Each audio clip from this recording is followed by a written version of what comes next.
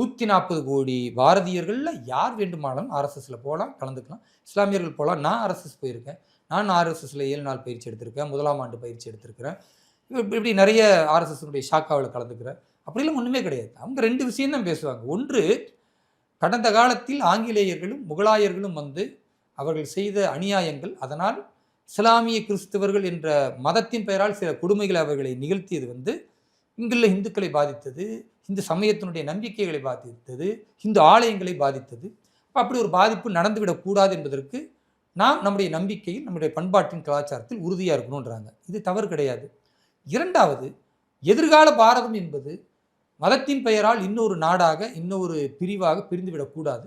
அப்போ எல்லோரும் பாரதியர்கள், எல்லாரும் தேசப்பற்று மிக்க பாரத தாயின் பிள்ளைகளாக ஒன்று கூட வேண்டும் என்பதை அவர்கள் முன்னெடுத்து செல்கிறார்கள். இது 2 தவிர ஆர்எஸ்எஸ்ல வேற ஒண்ணுமே கிடையாதுங்க.